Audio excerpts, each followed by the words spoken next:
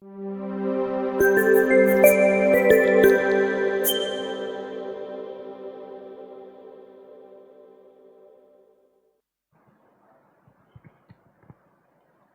โอกาสพระเถระในการใช้เสียงกล่าวธรรมกล่าววินัยนะครับ จงเตือนตนของตนให้พ้นผิดตนเตือนจิตตนได้ใครจะเหมือนตนไม่เตือนตนใครจะเตือนอย่าแช่เสือนจงเตือนตนให้พ้นภัยขอความนอบน้อม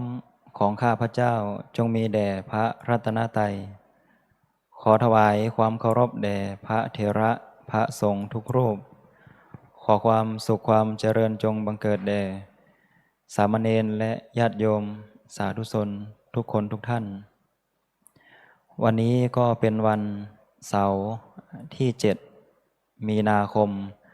พุทธศักราช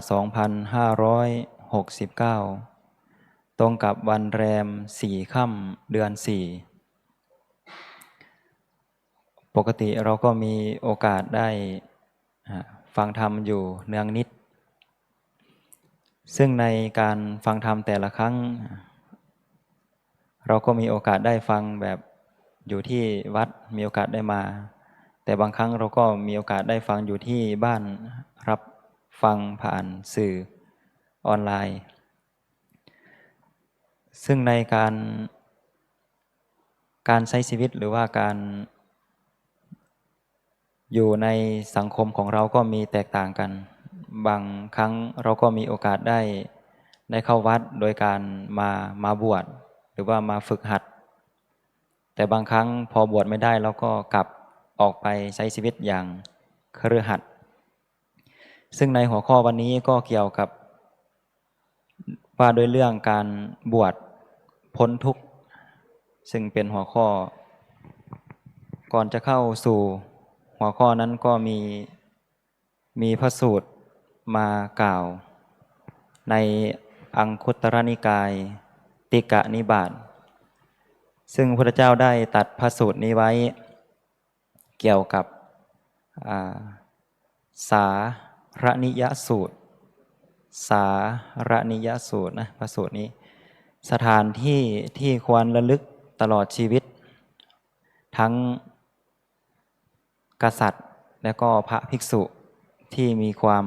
เหมือนกันและก็แตกต่างกันทีนี้จะพูดเกี่ยวกับกษัตริย์นั้นพระองค์ก็จะระลึกถึงสถานที่3อย่างตลอดชีวิตเลยนะหนึ่งก็คือสถานที่ประสูติพระองค์ทรงประสูติคือกษัตริย์ถ้าพูดแบบให้เข้าใจก็คือสถานที่เกิดของกษัตริย์นั่นแหละ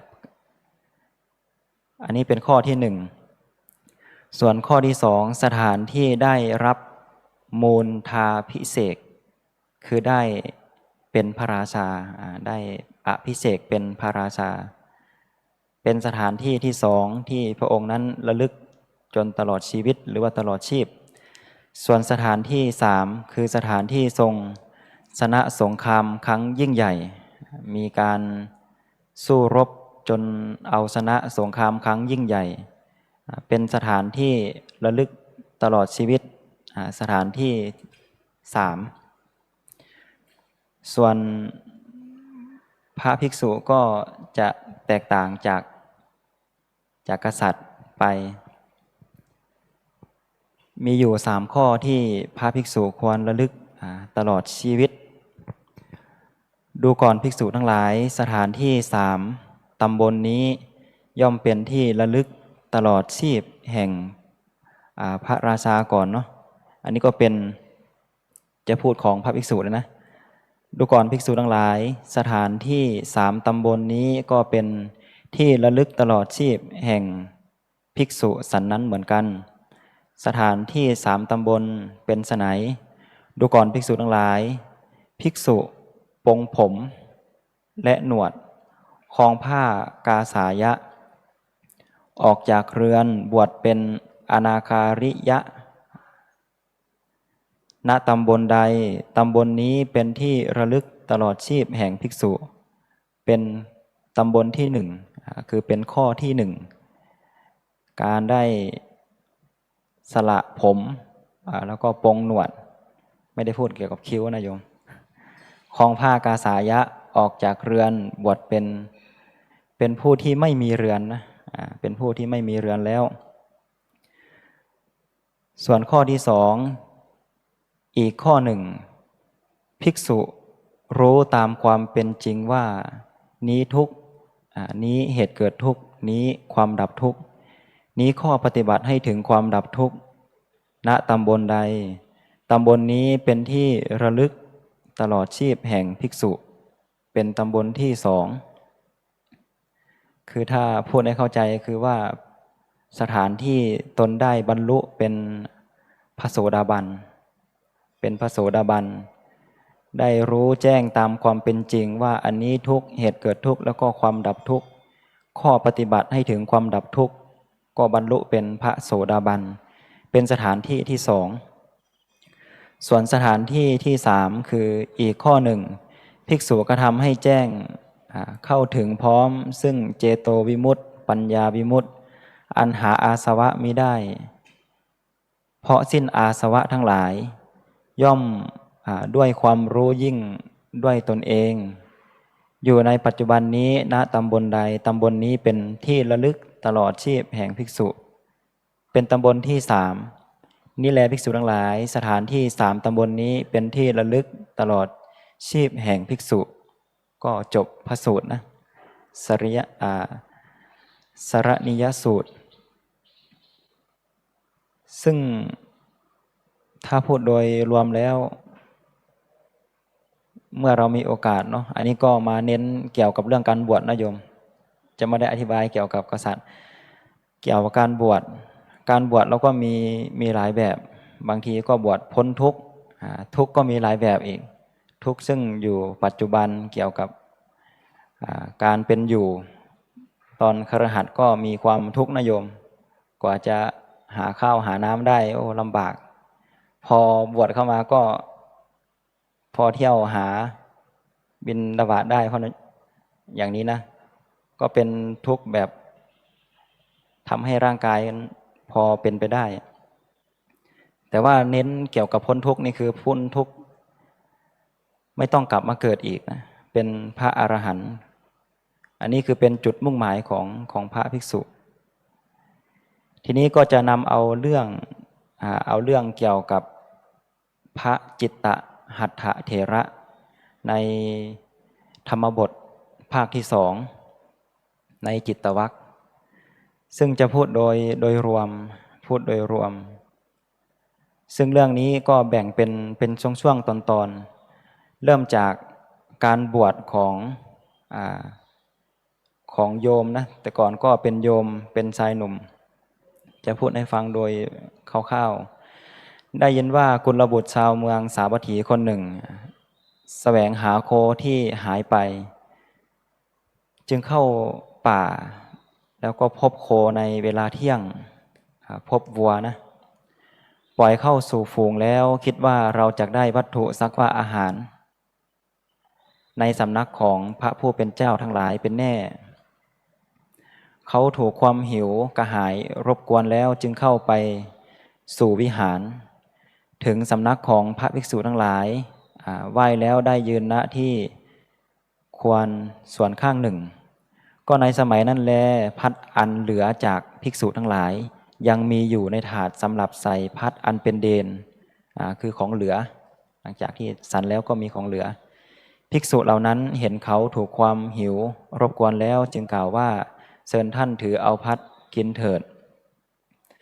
ก็ชื่อว่าในครั้งพุทธกาลนั้นแกงและกับมากมายย่อมเกิดขึ้นเขารับพัดพอเยียวยาอัตภาพจากถาดนั้นบริโภคแล้วดื่มน้ำล้างมือไหว้ภิกษุทั้งหลายแล้วถามว่าท่านขอรับวันนี้พระผู้เป็นเจ้าทั้งหลายได้ไปสู่นิมนต์หรือไปสู่ที่นิมนต์หรือภิกษุทั้งหลายตอบว่าอุบาสกวันนี้ไม่มีภิกษุทั้งหลายย่อมได้พัดอาหารเนืองนิดโดยทำนองนี้เทียวปกติถ้าไปกิจนิมนต์ก็จะมีพัดมีอะไรแบบ แต่อันนี้ไม่ได้ไปนะไม่ได้ไปกิจนิมนต์คือโยมเขาถามพระว่าถ้าไปกิจนิมนต์มาก็จะมีพัดมีอะไรอย่างนี้ แต่ปกติเขาก็ได้คิดว่าพวกเราลุกขึ้นแต่เช้านะลุกขึ้นแล้วคันลุกแล้วลุกขึ้นแล้วแม้ทำการงานเนืองตลอดคืนและวัน ก็ยังไม่ได้พัดมีกับอันอร่อยอย่างนี้ ได้ยินว่าภิกษุเหล่านี้ย่อมสันเนืองเราจะต้องการอะไรด้วยเป็นคฤหัสถ์เราจะเป็นพระภิกษุอันนี้คือความตั้งใจของโยมนะเมื่อได้บริโภคข้าวน้ำอาหารที่อร่อยจากวัดแล้วก็มีความคิดว่าก่อนที่จะได้พัดเนี่ยต้องทำงานถ้าพูดให้เข้าใจคืออาบเหงื่อตางน้ำเนาะหาเช้ากินค่ำทำทั้งคืนทั้งวันอย่างนี้นะอาหารสักว่าอร่อยอย่างนี้ก็ไม่ได้ก็คิดอยากจะบวชไม่ได้คิดธรรมดานะโยมสุดท้ายเขาก็ตั้งใจที่จะบวชดังนี้แล้วจึงเข้าไปหาภิกษุทั้งหลายขอบรรพชาแล้วลำดับนั้นพวกภิกษุกล่าวกับเขาว่าเป็นการดีอุบาสกก็ให้บรรพชาแล้วเขาได้อุปสมบทแล้วทำวัดและปฏิบัติซึ่งเป็นอุปการะแก่พระภิกษุทั้งปวงต่อจากนั้นผ่านไป2-3 วันก็มีร่างกายอันอ้วนท้วนอันอ้วนท้วนคือร่างกายที่ดีนะมีน้ำมีนวลขึ้นเพราะลาภและสักการะที่เกิดขึ้นในครั้งพุทธกาลแก่พระพุทธนะทั้งหลายคือในครั้งพุทธกาลทั้งหลายแหละแต่การนั้นนะโยมเมื่อได้บวชมีอาหารมีอะไรบริโภคแล้วก็ไม่ใช่ว่าจะอยู่ได้ตลอดนะเขาก็คิดอีกว่าเราต้องการด้วยอะไรการเที่ยวไปเพื่อภิกษุเลี้ยงชีพคือการไปขอแบบพระอริยเจ้านะคือเข้าไปบิณฑบาตแต่เช้าอย่างนี้ไปบิณฑบาตเขาก็ไม่ต้องการที่จะไปเที่ยวบิณฑบาตอย่างนี้นะเราจะเป็นคฤหัสถ์แล้วก็ศึกจากพระภิกษุมาเป็นคฤหัสถ์ก็ทำอย่างนี้อีกแล้วทำอย่างนี้ติดต่อกันจนเป็นเวลา6 ครั้งบวชพอทำงานทุกร่างกายตัวซีดผอมนะแล้วก็ศึกแล้วก็บวชพอบวชเข้ามาเป็นพระภิกษุมีร่างกายที่อ้วนท้วนดีมีน้ำมีนวลก็กลับมาก็ศึกอย่างนี้นะบวชศึกทำอย่างนี้อยู่จนเป็นเวลา6 ครั้งพอบวชเข้ามาภิกษุก็เห็นเขาปล่อยจิตปล่อยใจนะโยมลากจูงไปโดยที่ไม่ได้ฝึกจิตฝึกใจปล่อยจิตให้ไปตามอำนาจของจิตเขาจึงมีชื่อว่าจิตตหัตถเถระผู้ตกอยู่ในอำนาจของจิตอันนี้ก็จะพูดโดยรวบรัดเลยนะในครั้งที่7ขณะที่เขากลับจากป่าและตั้งใจเข้าไปหยิบผ้าเหลืองหรือว่าผ้ากาสายะเขาก็บวชแล้วศึกพอศึกแล้วยังเก็บผ้าเอาไปไว้ที่บ้านอยู่นะพอถ้าจะบวชเขาก็สามารถเอามาบวชได้อีกเขาได้เห็นภรรยาที่กำลังตั้งครรภ์นอนหลับมีภรรยาจนถึงตั้งครรภ์นะพอศึกออกไปก็มีครอบมีครัว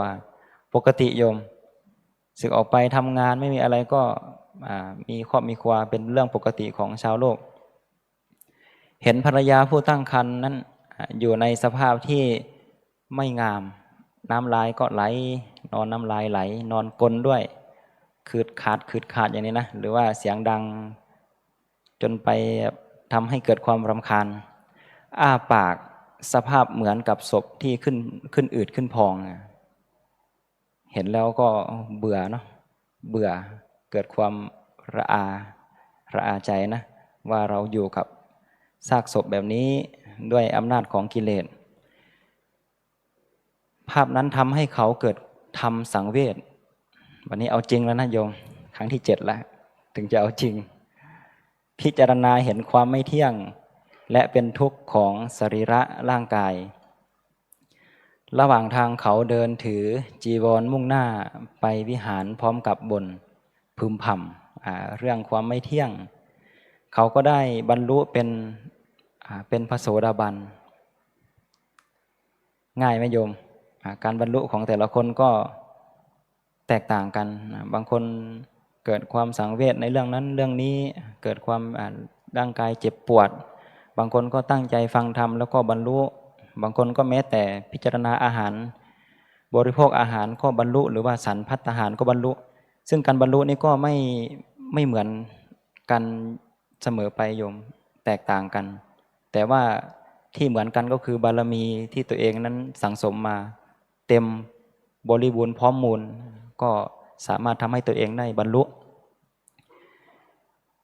เป็นพระโสดาบันแล้วนะโยมสถานที่บวชของเขาก็เป็นวัดเนาะเขาก็ระลึกสถานที่บวชแล้วก็บวชแล้วบวชอีกจนถึง6 ครั้งส่วนระหว่างทางนี่ก็เป็นพระโสดาบันก็น่าจะเป็นสถานที่ที่2เมื่อไปถึงวิหารภิกษุต่างก็ไม่อยากให้เขาบวชเพราะเห็นว่าบวชมาหลายครั้งแล้วแต่สุดท้ายก็ยอมอนุเคราะห์เพราะตอนเขาเป็นพระภิกษุตอนที่เขาบวชเขาได้ทำข้อวัดปฏิบัติต่อภิกษุซึ่งเป็นอุปการะแก่พระภิกษุภิกษุก็เห็นถึงคุณที่ท่านอาจจะทำเกี่ยวกับเรื่องเป็นเจ้าหน้าที่อะไรนะเกี่ยวกับเรื่องการอนุเคราะห์ข้อวัดน้อยข้อวัดใหญ่ต่างๆพระก็อนุเคราะห์อีกคือให้บวชโยมซึ่งมีอุปการะก็อนุเคราะห์ให้บวชอีกหลังจากที่บวชครั้งที่7ได้เพียงไม่กี่วันท่านก็เจริญวิปัสสนาบรรลุเป็นพระอรหันต์ก็ง่ายเนาะไม่กี่วันนะไม่กี่วันก็เป็นพระอรหันต์ซึ่งเป็นสถานที่ที่3จบนะสถานที่ทั้ง3สถานที่บวชสถานที่เป็นพระโสดาบันแล้วก็สถานที่เป็นพระอรหันต์อันนี้คือเป็นเรื่องที่ประกอบให้อาจจะไม่ตรงตามแผนนะโยมแต่ก็พอที่จะเป็นไปได้เมื่อพระภิกษุรูปอื่นถามเย้าแย่ว่าจะสึกอีกเมื่อไรพระจิตตหัตถเถระตอบว่าท่านตัดความผูกพันได้หมดแล้วภิกษุทั้งหลายไม่เชื่อจึงกราบทูลแด่พระพุทธเจ้าพระองค์จึงทรงรับรองว่าบุตรของพระองค์นี้มีจิตมั่นคงและละกิเลสได้แล้วพร้อมกับตัดพระคาถาว่าอันนี้คือมีตัดพระคาถานะว่าปัญญาจะไม่เกิดแก่ผู้มีจิตโลเลไม่รู้แจ้งในธรรมและมีความศรัทธาเลื่อนลอยแต่สำหรับผู้ที่ฝึกจิตจนละกิเลสและบุญละบาปนะได้แล้วเป็นผู้ตื่นรู้ย่อมไม่มีภัยใดๆให้ต้องหวาดกลัวอีกต่อไปอันนี้คือจบเฉพาะเรื่องของพระหัตถะจิตตหัตถเถระแต่ยังมีอดีตชาติของพระพุทธเจ้าอยู่นะที่เป็นเรื่องแบบเหมือนกันซึ่งเรื่องของพระองค์ก็คล้ายๆกันแต่พระองค์บวชเป็นฤาษีบวชเป็นดาบสอยู่ที่ป่าซึ่งบวชมาแล้วก็เห็นแก่อะไรนะอยากจะออกไปทำเกี่ยวกับข้าวฟ่างลูกเดือยแล้วก็เอาจอบที่มันเฮี้ยนๆเก่าๆพอบวชแล้วบวชช่วงฤดูฝนได้ประมาณสักไม่เท่าไหร่นะก็ถึงฤดูที่จะทำไร่ไถนาก็สึกออกจากดาบสนั้นมาทำไร่ไถนาคือมาเกี่ยวกับเอาจอบมาขุดแล้วก็ปลูกข้าวฟ่างลูกเดือยต่างๆแล้วก็บริโภคพอถึงฤดูแล้วก็เข้าไปบวชอีกทำแบบนี้อยู่ถึง6 ครั้งพอครั้งที่7ก็เอาจอบนั้นไปทิ้งนะหรือว่าทุกครั้งนี่ทำก็ต้องทิ้งทุกครั้งนะแต่ว่าทิ้งแล้วสามารถที่จะไปเก็บได้แต่ครั้งที่7นี้ทิ้งโดยที่ไม่กำหนดทิ้งลงแม่น้ำคงคาแบบไม่กำหนดเลยนะไม่กำหนดแล้วตนเองทิ้งแล้วตัวเองประกาศว่าตนเองชนะแล้วโดยเป็นคาถาว่าณตังชิตังสาธุชิตังยังชิตังอาวชิยติตังโขชิตังสาธุชิตังยังชิตังนาวชิยติ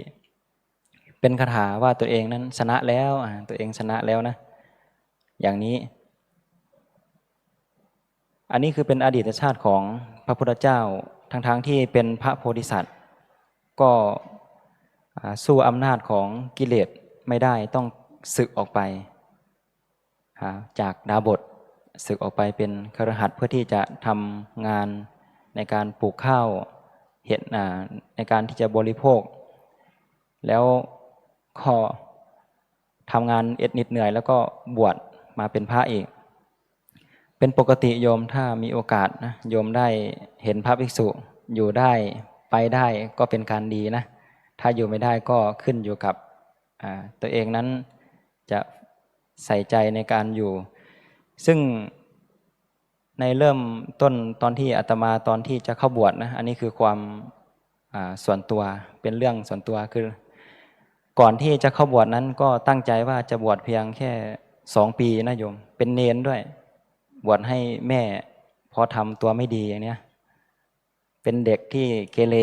ตอนเป็นโยมก็ไม่ใช่ธรรมดานะทั้งดื้อทั้งอะไรทะเลาะกับเพื่อนตามภาษาของเด็กนั่นแหละมีเรื่องมีราวก็เห็นว่าแม่นั้นทุกวันเลยเวลาจะเดินออกจากบ้านนี่แม่นี่ร้องไห้ก่อนละไม่รู้จะไปไหนนะไม่รู้จะเห็นลูกชายกลับมาหรือเปล่าเขาก็บอกว่าร้องไห้ตลอดก็คิดสงสารแล้วก็จะบวชให้แม่สัก2 ปีไม่ได้คิดจะบวชให้พ่อนะเพราะพ่อก็ต่างคนต่างอยู่ทำงานแล้วก็ไม่ได้สนใจกับพ่อเลยแทบจะไม่ได้ความผูกพันกับพ่อแต่อยู่กับแม่แหละทีนี้พอบวชเข้ามาแล้วเป็นเนน2 ปีก็ครบพ่อก็อยากให้ศึกพ่อนี่พอถึงเวลาปุ๊บโทรมาหาเลยนะว่าจะให้ศึกแต่ก็คิดไปคิดมามันไม่มีความรู้เกี่ยวกับเรื่องธรรมวินัยอยู่กับวัดกับวาแบบเป็นเนนทำทุกอย่างนะที่พระให้ทำซึ่งอยู่ในวัดบ้านก็จะแตกต่างกันตอนที่เป็นเนนก็มีการแต่งขันดอกไม้ให้พระบูชา